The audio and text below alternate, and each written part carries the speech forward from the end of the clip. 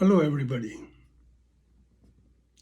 Today, again, I'm excited to share one very challenging experience which happened around the year 1967.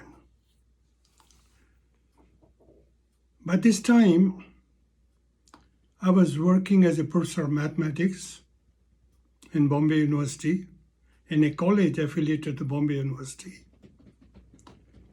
And during my spare time, I was demonstrating the power of subconscious mind, commonly called as hypnosis. These sessions were taking place in various settings, including prestigious institutions, colleges, medical colleges, IIT, and the events organized by groups like the Rotary Club, often for the fundraising purposes. Let me share the episodes for today. It was around 7 o'clock in the morning, and there was a knock on my door of my apartment. I opened the door. I saw 4 men, one of them carrying a young boy in his arms, unconscious, about the age of 9 or 10, probably in the state of coma. I was surely surprised by this unexpected visit. I invited them to come inside. On inquiry, I learned that this boy had been in the state of coma for 4 days, and their neurologist had advised them to see me if hypnosis works.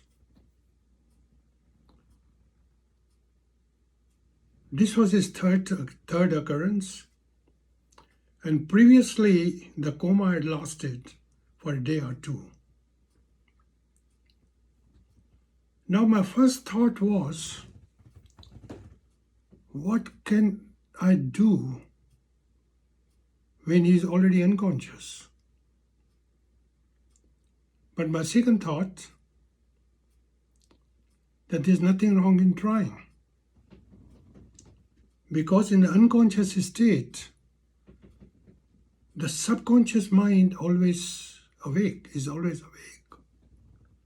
and listens to everything around.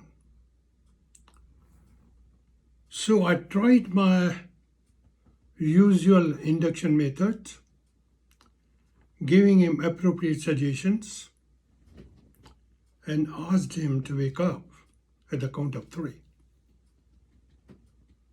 It worked. He opened his eyes. There was no limit to the excitement and gratitude of the family members. But for me, the process was not yet over. The next step was to know the cause of this occurrence and to give the appropriate suggestions so that it never happens again. Those who are not familiar with the computer programming, there is a process in computer software called debugging, where the programmer can go step by step, debugging the program and find the code where the error occurs, commonly called as bug, and can correct it.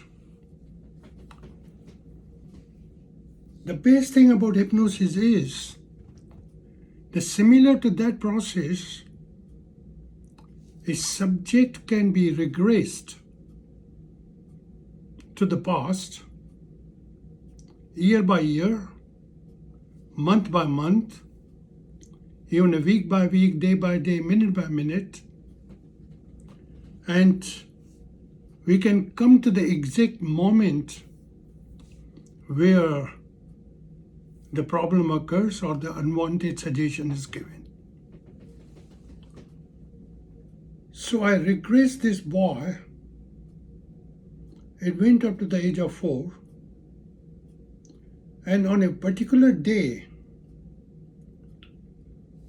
his mother and grandmother were sharing a story about some aunt living in a different city who had the power to fly and practice black magic and can enter the body of the person whomsoever she wanted to harm.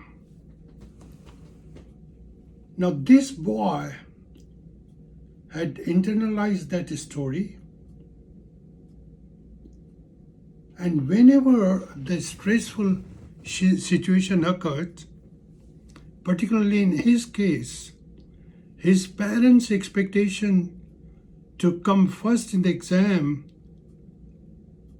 created a lot of stress, and that triggered that story, and he entered in the state of coma.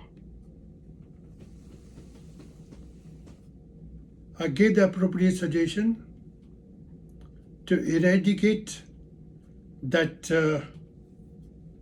story or superstitious story from the mind, and I never heard from this family again. That means there was no problem anytime in the future. Now please remember, the children's cognitive capacity of critical thinking doesn't develop until the age of 7.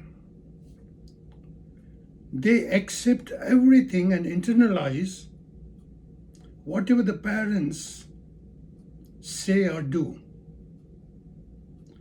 Even after the age of 7, that critical thinking capacity develops very gradually. According to neurological research, the part of the brain which is responsible for reasoning and problem solving only matures by the age of 20. Hope this video and information will be useful to those who are watching. In my next video, I will share a recent personal experience of using this knowledge of mine as saving my wife from insanity and loss of life. Please express your thoughts. Send your questions in the comment box. Subscribe, like or dislike, and share with your friends. In the meantime, I thank you very much for watching and wish you an excellent week ahead. Namaste.